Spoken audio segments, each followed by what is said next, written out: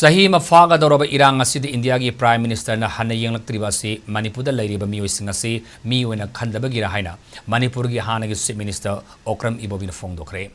hanna Congress ta leramnaba yaungna meeoi mari Indian National Congress ta changlakhiba singbu Congress wavanda harau tayam opagi thoramda mari lenana Okram Ibobi na hai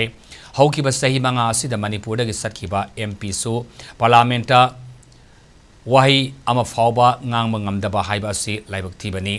Mikha ponba haina daba aikhoidi Mikha ponga daba gi saruk sikhibana saruk cha mehna fai haina lauba ngamga daba mihut khanba mathau tai loinana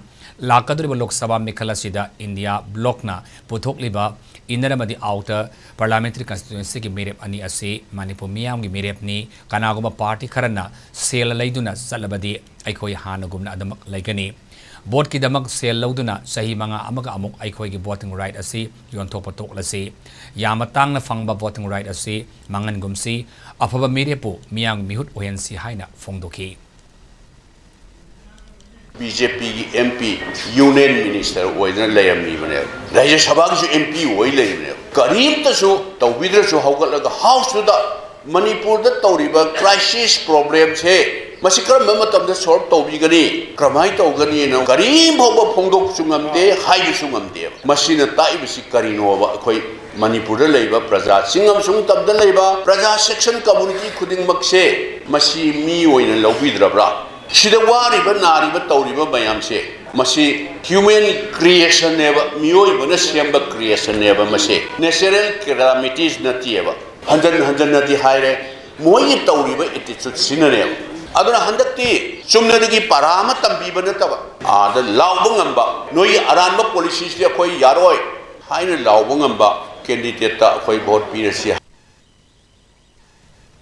Tharamadra Saru Yakiba Ayansik in Manipur Parliamentary Constituency ki merep oreba Professor Dr. Angamsa Bimol Akuijam Hai Thengkhang Kayada Manipur Kaidana bagi damak ihau kaya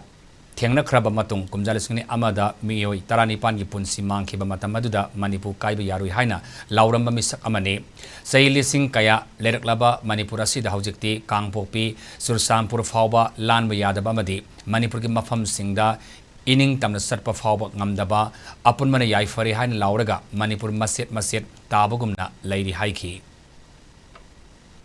Masigi lantheng na basida masigu thugaina bo honna bata ngamdadana thingjan mangamdaba nataba tawdabani tawroi haina tawdabani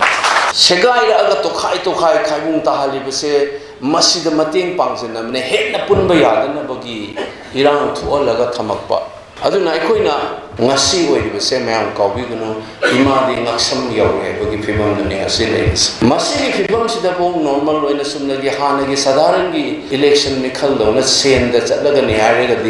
13 August celebrate tobagi mathau taroi 23rd khongjom de targa ipa ipu oina lepak ning bagi sei sapugi mathau taroi khongjom lam da thengnagi ba ipa ipu irei cha matam do ngasigi imang da phambiriba aibu tabiriba mayam lepak sibu nungsijaba irei cha puna makna matam da lanmi leiba do maduna olapa madugi atman olapa mayam ne na khandi se